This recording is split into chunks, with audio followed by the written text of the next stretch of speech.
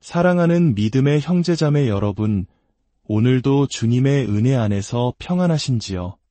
복잡하고 혼란스러운 이 시대를 살아가면서 때로는 우리의 믿음을 흔드는 세상의 목소리에 마음이 어려워질 때가 있습니다. 마치 낯선 땅에 복음을 전하러 간 선교사가 그 땅의 문화와 언어를 먼저 배우듯 우리 역시 우리가 살아가는 이 시대의 정신, 그 저변에 흐르는 철학적 사상을 이해해야만 우리의 믿음을 굳건히 지키고 어두운 세상에 빛을 전할 수 있을 것입니다. 지난 시간 우리는 인본주의, 실존주의, 그리고 세속주의와 같은 현대사회를 형성한 여러 사상들에 대해 함께 나누었습니다. 아마도 이 용어들은 여러분께도 어느 정도 익숙하게 들리셨을 겁니다. 하지만 오늘 우리가 함께 탐구할 주제는 조금은 생소할 수 있는 이름, 바로 실증주의입니다. 실증주의. 아마 많은 분들이 처음 들어보시거나 혹은 들어봤더라도 그저 긍정주의와 비슷한 좋은 의미의 단어로 생각하실지도 모르겠습니다. 부정적인 것 대신 긍정적인 것을 강조하는 그런 마음가짐 말입니다. 하지만 우리가 오늘 다룰 실증주의는 그런 심리적인 태도와는 전혀 다른 하나의 거대한 철학체계이자 세계관입니다. 그리고 이 사상은 지난 19세기 유럽에서 시작되어 오늘날 우리가 숨쉬는 공기처럼 너무나 당연하게 우리 문화 깊숙이 스며들어 막대한 영향을 끼치고 있습니다. 이 실증주의의 창시자로 알려진 인물은 프랑스의 철학자 오기스트 콩트입니다. 콩트는 19세기 과학과 철학의 중심에서 활동하며 인류 사회 전체를 완전히 개혁하려는 거대한 꿈을 꾸었던 인물입니다. 그는 스스로를 위대한 개혁가로 여겼습니다. 그는 계몽주의 시대를 거쳐 과학과 산업혁명의 눈부신 발전을 이룩한 서구 문명이 이제는 낡은 사고방식을 버리고 새로운 단계로 나아가야 한다고 주장했습니다. 그가 꿈꾼 새로운 사회는 바로 과학적 지식이 모든 것을 지배하는 사회였습니다. 그는 더 이상 모호한 철학이나 신학이 아닌 오직 과학의 방법론을 적용하여 사회를 새롭게 건설하고자 했습니다. 이러한 그의 생각을 더 깊이 이해하기 위해 잠시 우리가 이전에 나누었던 개념을 다시 한번 떠올려 보겠습니다. 기억하시는지요? 우리는 이 세상을 두 개의 영역으로 나누어 생각해 볼 수 있습니다. 칠판에 두꺼운 선을 하나 긋는다고 상상해 보십시오. 이 선 위에는 영원하고 초월적인 영역이 존재합니다. 바로 우리 하나님이 계신 곳이며 눈에 보이지 않는 진리와 가치의 세계입니다. 그리고 선 아래에는 우리가 발딛고 살아가는 시간과 공간의 세계, 즉 유한하고 현상적인 영역이 있습니다. 고대부터 철학자들이 씨름해온 근본적인 질문이 있었습니다. 우리가 매일 마주하는 이 수많은 개별적인 존재들, 즉 강아지, 나무, 캥거루, 강, 바위, 사람들, 이 모든 파편적인 현상들을 어떻게 의미 있게 이해할 수 있을까? 이처럼 우리 눈앞에 펼쳐지는 시간과 공간 속의 무수한 현상들, 이 다양성 속에서 과연 이 모든 것을 하나로 묶어주는 통일성이란 존재할까 하는 질문이었습니다. 역사적으로 특히 우리 기독교 신앙 안에서 그 답은 명확했습니다. 이 모든 다양하고 개별적인 존재들에게 의미를 부여하고 질서를 세우고 하나로 통합하시는 단 한 분의 존재, 바로 창조주 하나님이십니다. 그렇습니다. 하나님의 존재야말로 이 세상의 모든 조각들을 이해할 수 있게 만드는 궁극적인 해답이었습니다. 철학 역시 신학적인 방식은 아닐지라도 이성이나 정신과 같은 추상적인 원리를 통해 이 초월적인 통일성을 찾으려 애썼습니다. 우리는 이처럼 물리적인 세계, 즉 우리가 보고, 맛보고, 만질 수 있는 현상계를 넘어선 궁극적 진리를 탐구하는 학문을 형이상학이라 부른다고 배웠습니다. 그런데 오기스트 콩트는 바로 이 지점에서 인류 역사에 대한 자신만의 독특한 해석을 내놓습니다. 그는 행성의 움직임이나 중력의 법칙처럼 인간 사회의 발전에도 일종의 자연 법칙이 존재한다고 믿었습니다. 생물학적 진화가 단순한 것에서 복잡한 것으로, 미성숙한 것에서 성숙한 것으로 나아가듯 인류 사회 역시 정해진 발전 단계를 거친다는 것입니다. 마치 한 사람이 유아기를 거쳐 청소년기를 지나 성인으로 성숙해 가듯이 인류 문명 전체도 똑같은 과정을 밟는다는 주장입니다. 꽁트가 제시한 인류 발전의 3단계는 다음과 같습니다. 첫 번째는 신학적 단계입니다. 이것은 인류의 유아기에 해당합니다. 이 시기의 사람들은 삶의 의미와 세상의 모든 현상에 대한 해답을 종교와 신에게서 찾습니다.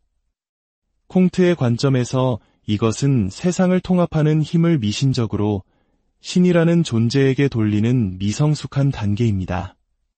두 번째는 형이상학적 단계입니다.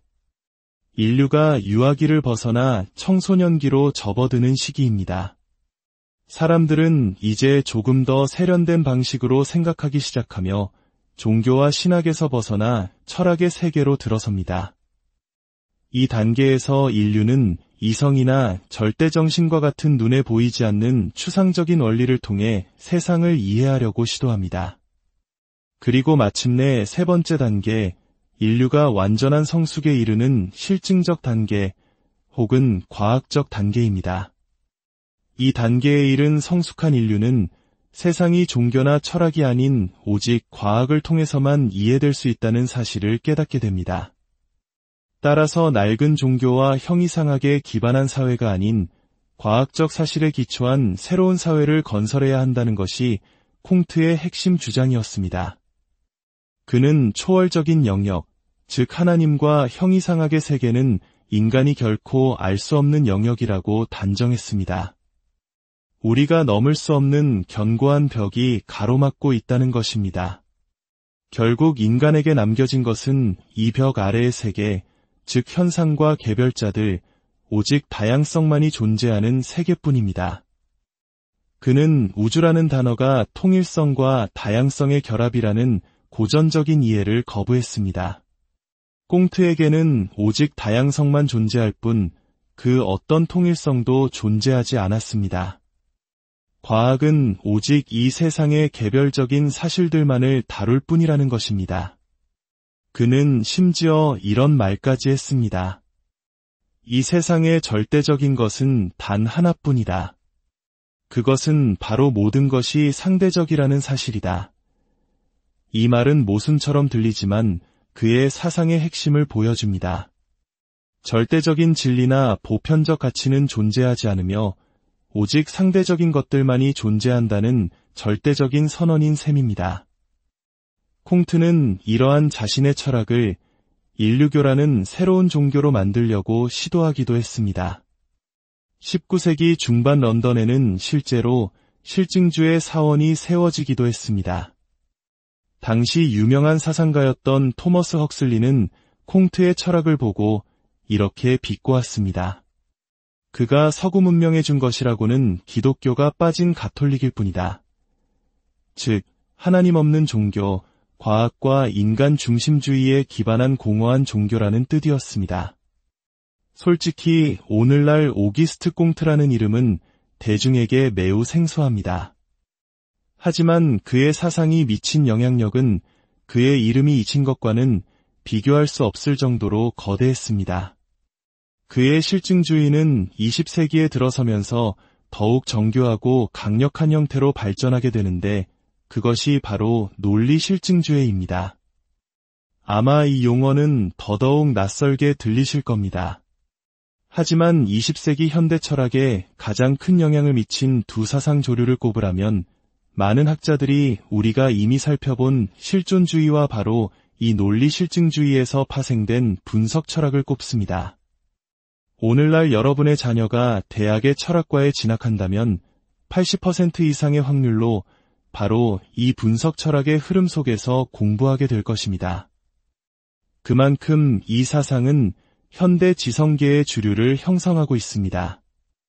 논리 실증주의는 1920년대 오스트리아 빈에서 모인 한 그룹의 수학자들과 과학자들로부터 시작되었습니다. 이 모임은 비엔나 학파라고 불렸습니다.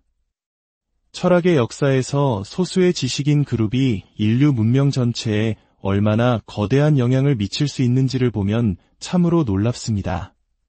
소크라테스와 플라톤, 아리스토텔레스로 이어진 작은 학파가 서양 문명의 근간을 세웠듯이 이 비엔나 학파 역시 20세기 지성사를 뒤흔들었습니다. 그들의 목표는 아주 명확했습니다.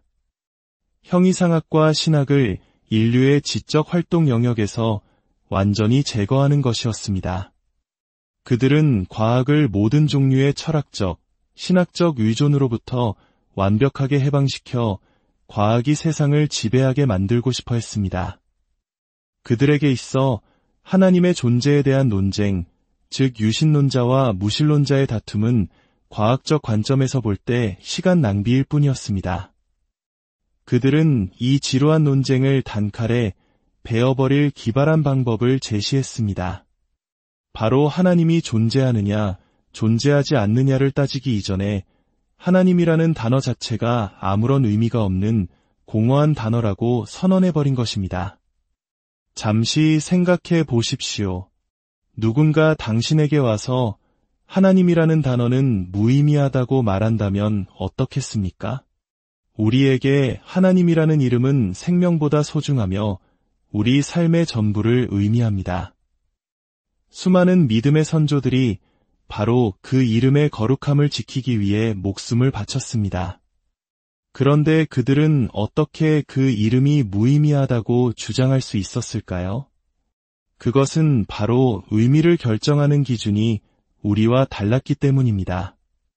비엔나 학파의 논리 실증주의자들이 내세운 가장 강력한 무기가 바로 검증 원리입니다. 검증 원리는 간단히 말해 이렇습니다. 어떤 주장이 의미가 있으려면 그 주장은 분석적으로 참이거나 혹은 경험적으로 검증 가능해야만 한다. 조금 어렵게 들리시나요? 쉽게 설명해 보겠습니다. 첫째, 분석적으로 참이라는 것은 정의 그 자체로 참인 문장을 말합니다.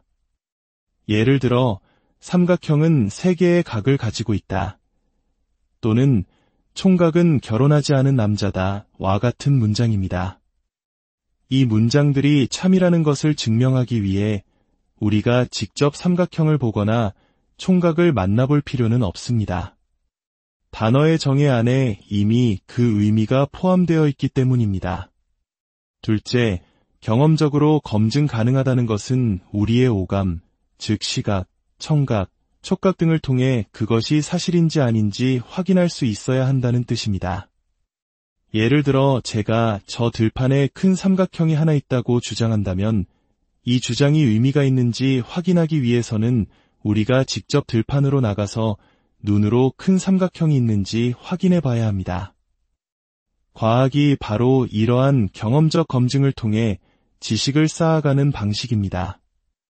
이제 이 검증 원리라는 날카로운 칼날을 하나님이라는 개념에 들이대 봅시다. 이 방에 계신 분 중 하나님을 눈으로 본 사람이 있습니까? 혀의 미래로 맛본 사람이 있습니까? 과학 실험실에서 하나님의 존재를 관찰하거나 측정하거나 실험에 성공한 사람이 있습니까? 없습니다.